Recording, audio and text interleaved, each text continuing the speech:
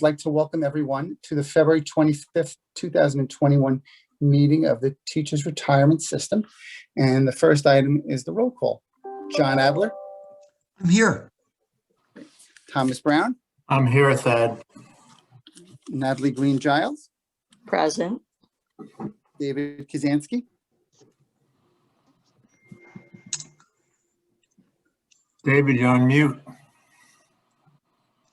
But I unmuted and said present, but hello, present. Russell Buckley. Present. Deborah Penny. Here. And Susanna Vickers. Here. Madam Chair, we have a quorum. Okay, thank you. So All right. With that, Madam Chair, board members, the first item, if you would like, is the update on TRS operations. And that's usually Kavita Kamwar. Hi, good afternoon, everybody. Members have been notified that their account statements for the fourth quarter of 2020 are now available. On February 5th, quarterly account statements were posted on our website for approximately 125,000 members who are currently in service or on leave. On January 29th, TDA quarterly statements were posted online for approximately 59,000 members who have deferred TDA accounts. And on January 29th, the TDA quarterly statements for TDA beneficiary participants were mailed to a population of approximately 1,200 beneficiaries. TRS is now able to offer payment plans to members who are employed at the senior colleges. Previously, these members were not able to pay their deficit or service purchase credit through automatic payroll deductions. But beginning this month, and thanks to so much work with our partners at CUNY, senior college employees now have this option. TRS has also begun contacting over 24,000 members who have deficits in pension contributions. Mailings will take place through March, and payment plans will be implemented on payroll to resolve these deficits. Thank you. Thank you, Kavita. Can you send that? I'll be kind enough to send that to us electronically, that report. Sure, Tom. Yes, I'll Thanks, get that over Kavita. to you guys. Appreciate it. Thanks. Okay. Thank you. Thank you. Any questions for Kavita? No, thank you. Thanks, Kavita.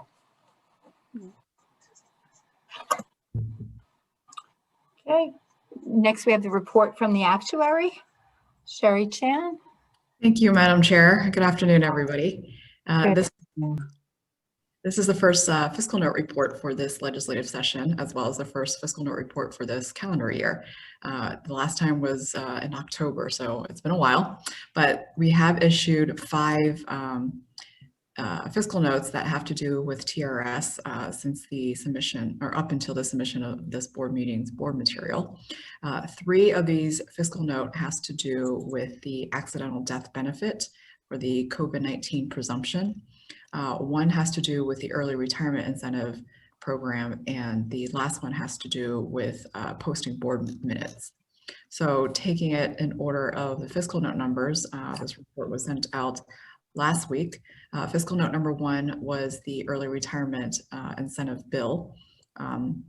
Just to review, since it's been a while, there's 2 parts to this bill. There's a part A of the program and part B. In short, part A was to credit an additional month of pension service for each year of employment that was worked. And part B was to remove the early retirement reduction factor that sometimes is applied if you retire before your full eligibility. So for part A, this was done on a per person basis. So the contribution increase per person was $25,900 per person for part A. And then for part B, it was $20,800 per person.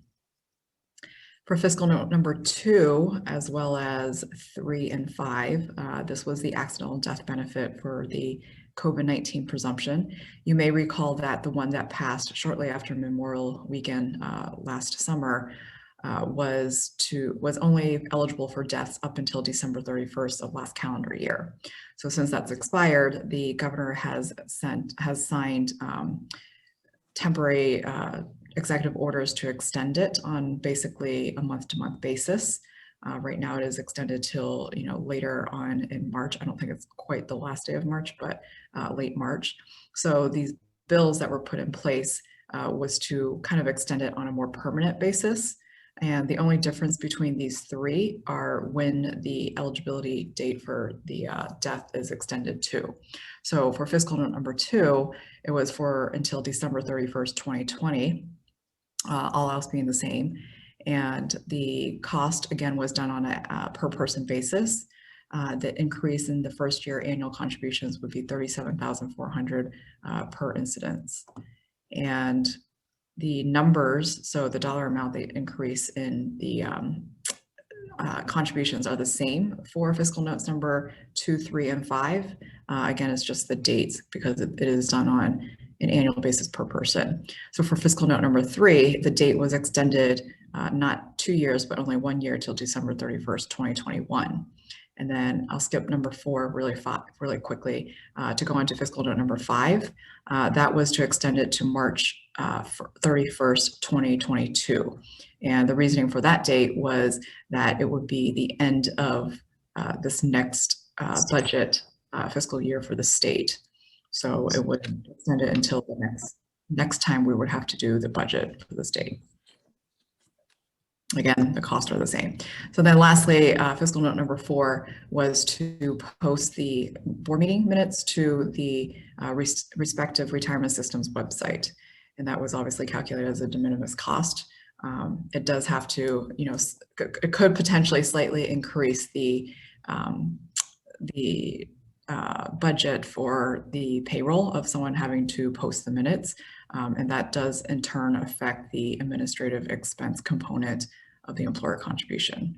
But again, that was calculated to be de minimis. So I'll be happy to answer any questions, or if not, I turn it over back to the Madam Chair.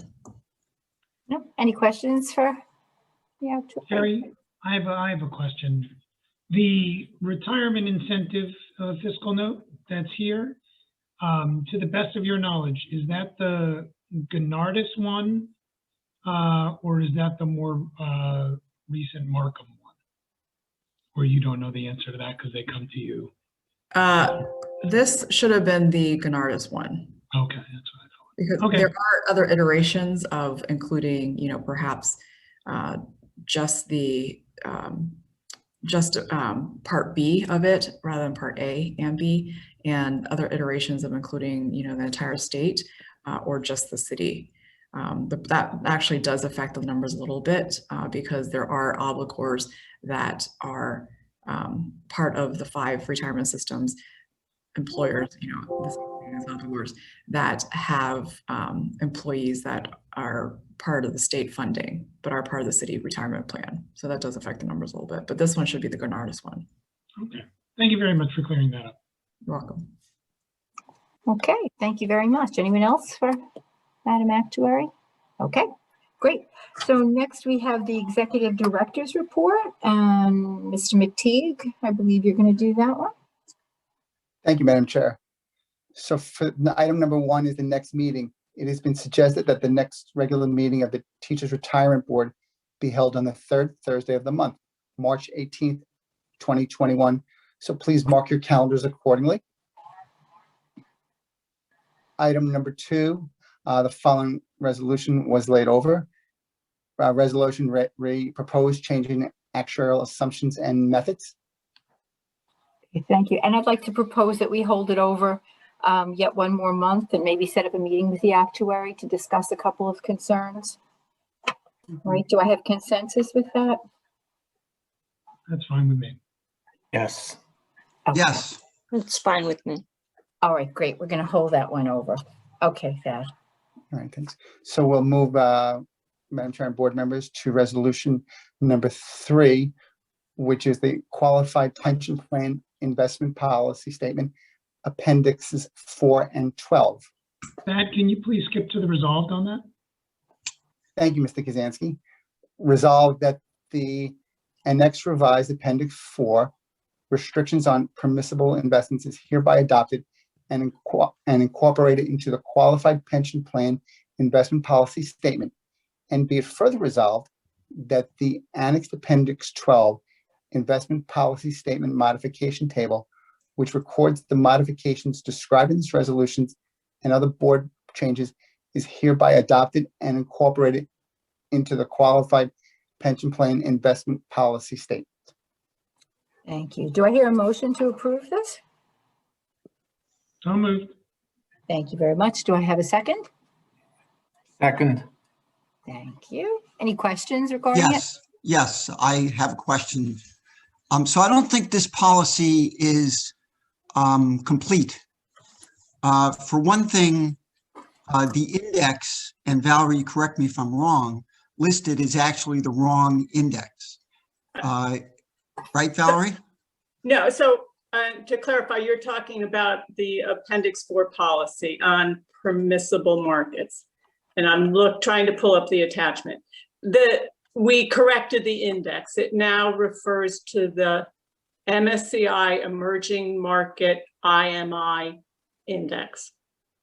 I believe that's the correct index. Okay, that's not, I don't think the document that you sent out incorporates that. I saw. Yeah, the one that went out either yesterday or this morning, probably this morning, has the corrected index. That correction is made. Okay, so there's a couple of other issues, and folks should have seen the email that I sent out last night or yesterday afternoon to the trustees.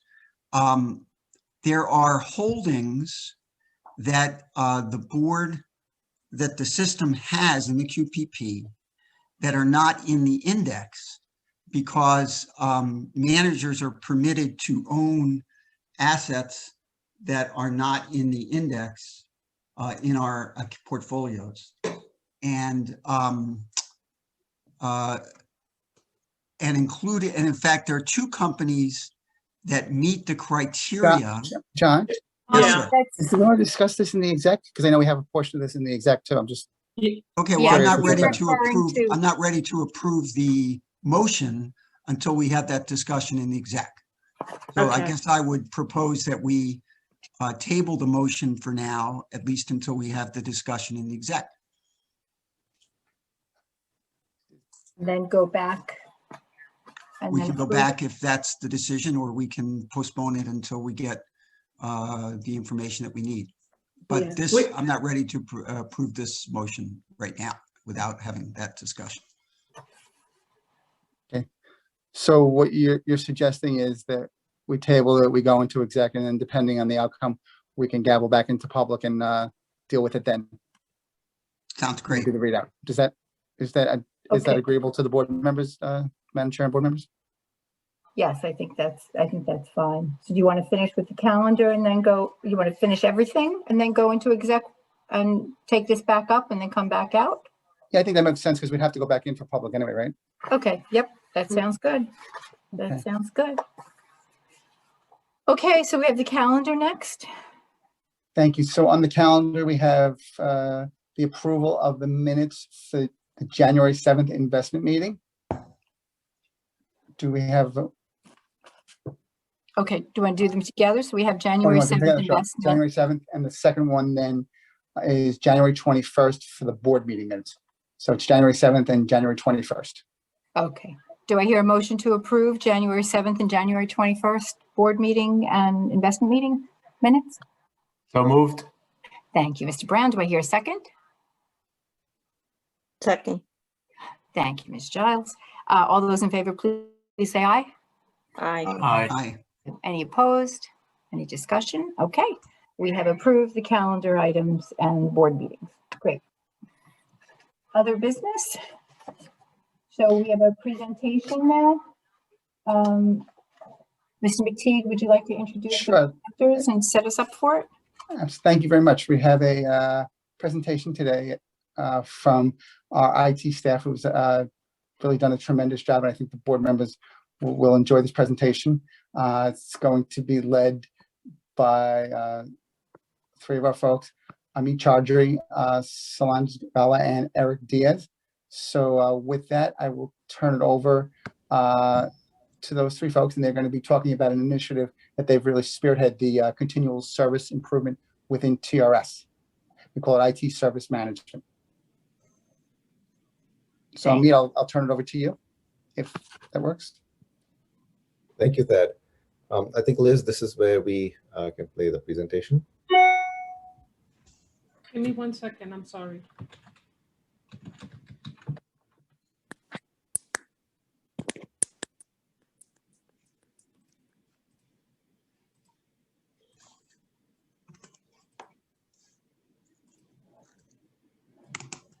Good afternoon, ladies and gentlemen of the board.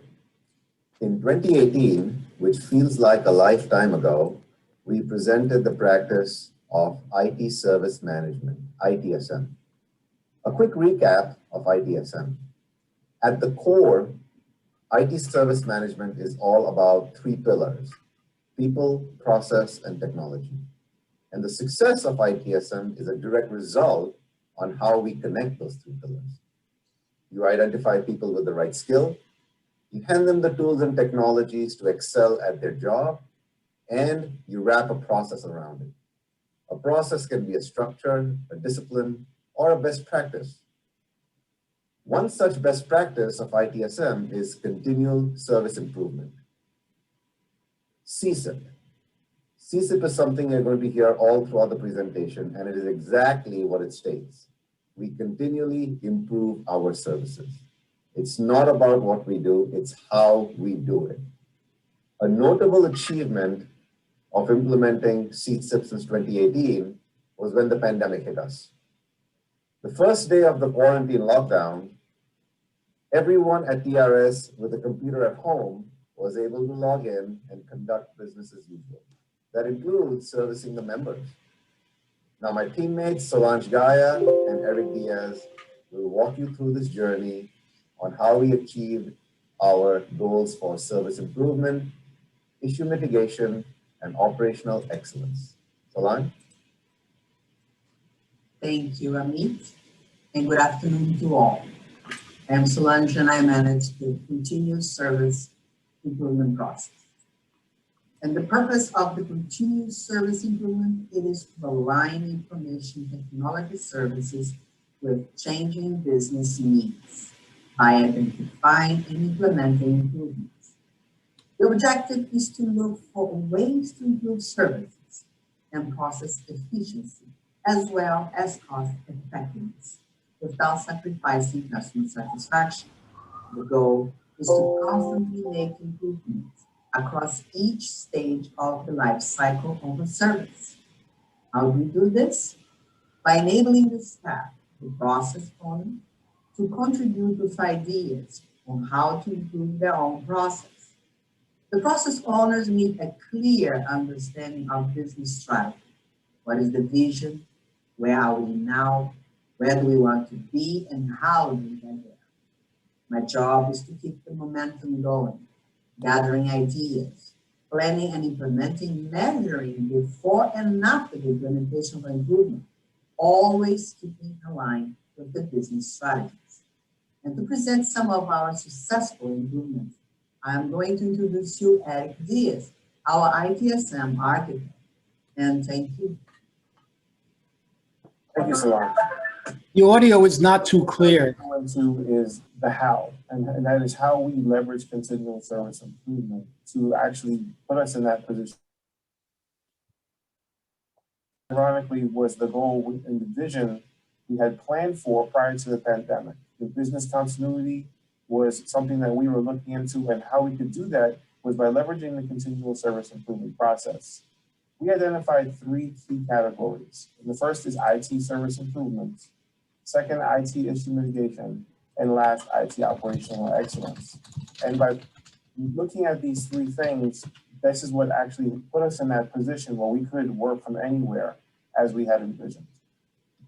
So the first thing we did was we looked at various communication tools with the goal of revolutionizing how TRS communicates within the agency.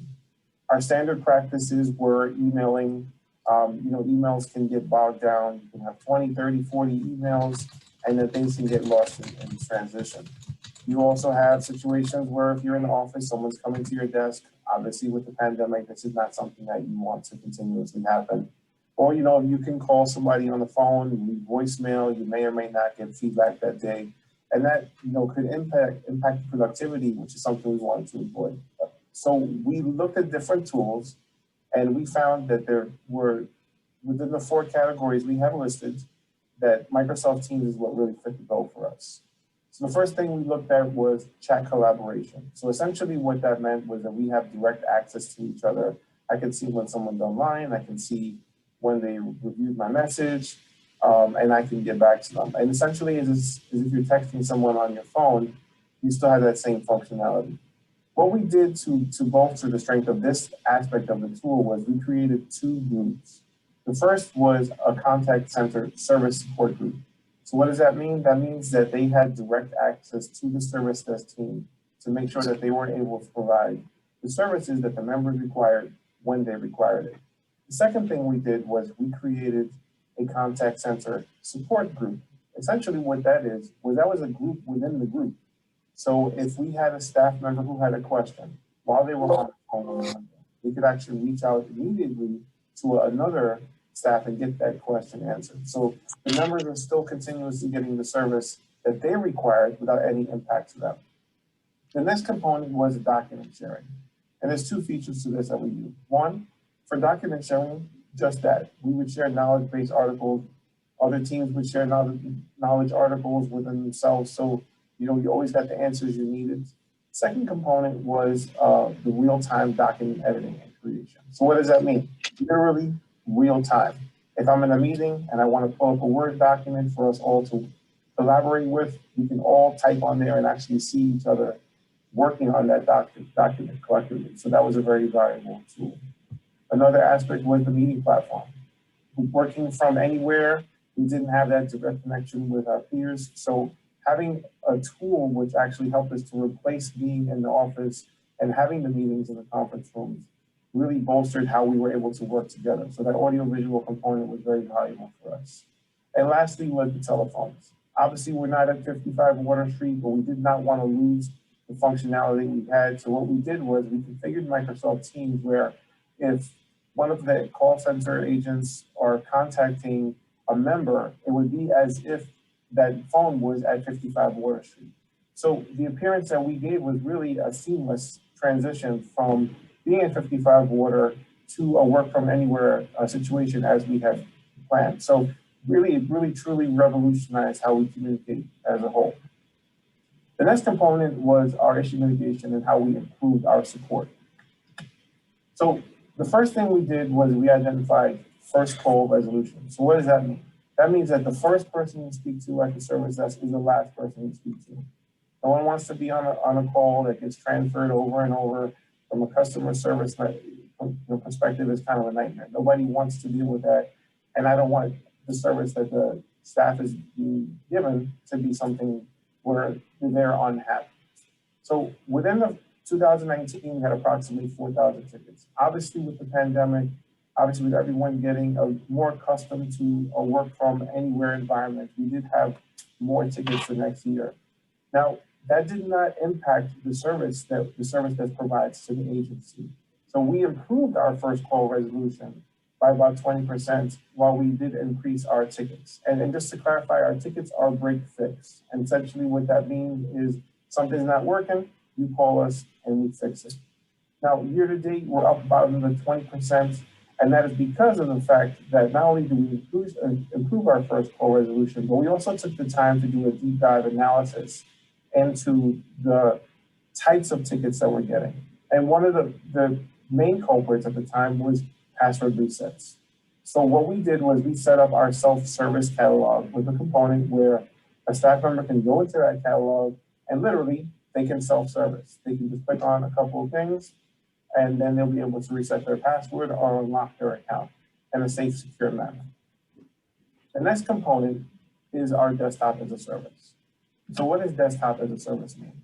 That basically means that we set it up where you have the same functionality as if you're sitting at 55 Water anywhere you go on any device that you have, whether it's a laptop or a desktop, a smartphone, or even a tablet. You still have that same functionality as if you were at 55 Water Street. Now, I personally say, you know, from a user perspective, I think you should stick to your laptops or desktops, but you know, to each his own in that respect. Now, high availability, what does that mean? Not only can you work from anywhere, but you can work at any time because you have 24/7 access to a virtual desktop.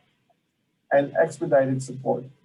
What we did there as part of our analysis is we looked at desktop as a service to say, what is an additional problems that we're having that we can immediately remediate and not have to impact the services that the staff or members are receiving. So software failures or possibly your computer just not working at all, we were able to resolve that by either immediately replacing our actual virtual desktop or immediate reinstalls and really cut down the downtime for any of the staff. So the vision of a work from anywhere for business continuity, which allowed us to be in a position where we can provide the services to the staff and to the members, was by leveraging this continual service improvement process and showing that it's value to the agency and to the members. Thank you very much for your time, and I'm going to hand back off to you, Amin. Thank you, Solange and Eric. This slide here is the testimonials that we received from various business units. We've had to trim it down because there were too many of them. We got feedback from all the way from Office of Operations, HR, project management, call center, and other units. We're really proud of this feedback. And it is a display of our heartfelt gratitude to the members of the board and the budget committee for all of your support and confidence in IT. Thank you very much, and we will now take questions. Does anyone have any questions? I have a question, and I applaud the heroic, to echo the one of the testimonies, I applaud the heroic pivot to work from anywhere. And I may have missed this, but were staff expected, did they all have the adequate technology, or did TRS provide technology for staff who did not have the adequate technology at home? Yes, Natalie, thank you for the question. So for the folks or the staff members who did not have the adequate technology or a laptop, we expedited shipments to them, and we quickly got them set up remotely, and they were off and running, in a couple of days. And so approximately, do you know approximately what percentage of the staff needed that? I do not have that in hand, but we can get that to you if we can follow up that with you. Okay, thank you.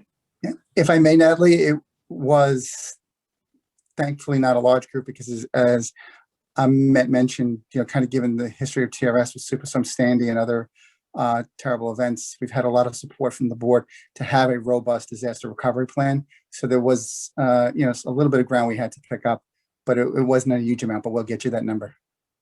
Okay, great. And thank you again. And Madam Chair, if I may mention, and the team did a great job, and I think I'd be remiss if I also didn't mention their director, Annette Hanrahan, who helped lead this effort and worked with the other directors to find out what everyone needed, and I made this go with working very closely with Patricia. Great. Yes, a huge thank you. A huge thank you to all of you. You're taking care of thousands of members a day, and we so appreciate it. Thank you. Absolutely. Thank you, guys. Yeah, thanks so much, guys. Great presentation. We're going to go back to approve the calendar items. We didn't approve the calendar yet. So, Thad, do you want to set us up? I know you want to read all the calendar items, Thad.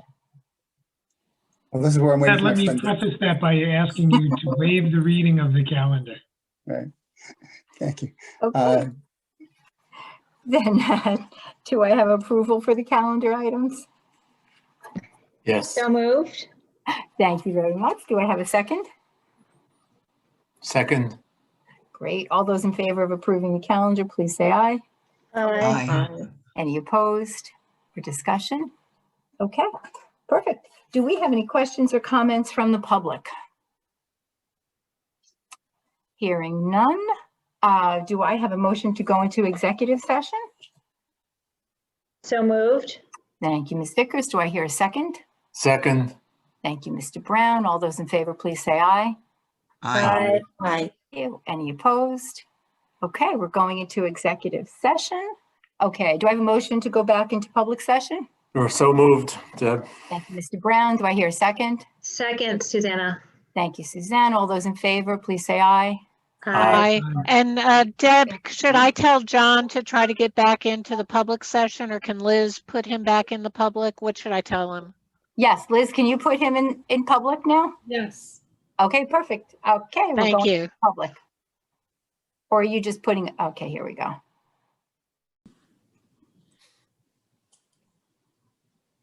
Okay, well, how about we'll do Susan report out and then we'll vote on does that work?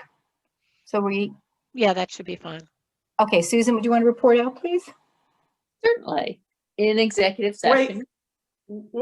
Wait, we actually need to vote on the policy changes. Before we report out to? Yes. Okay.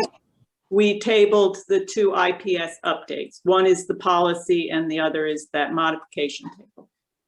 The vote, yeah. Hi, folks. It's John. I'm back. The conspiracy, John, they keep kicking us off. First I got and you. Okay, Thad, are you ready to read the resolution and we'll vote on it? Thad still here? You're on mute, Dad. It's John. I'm back. I got kicked out. Okay, so can you hear me now? Like musical chairs. Yes. Yeah. And I'm going to go down to the EDR report, and specifically we are looking at, I believe, resolution number 3.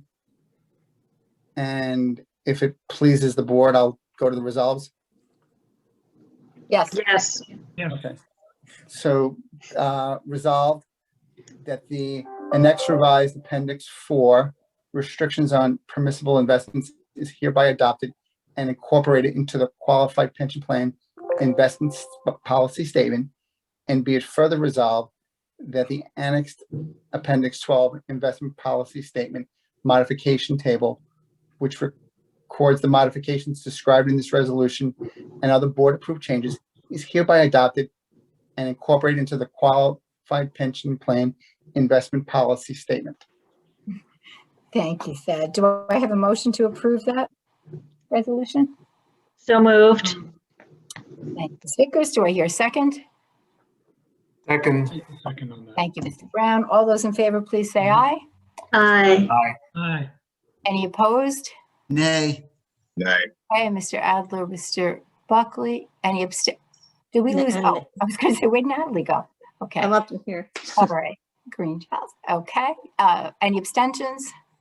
Nope. Okay, so that motion, that resolution passes as well. Okay, now, Susan, would you like to report out?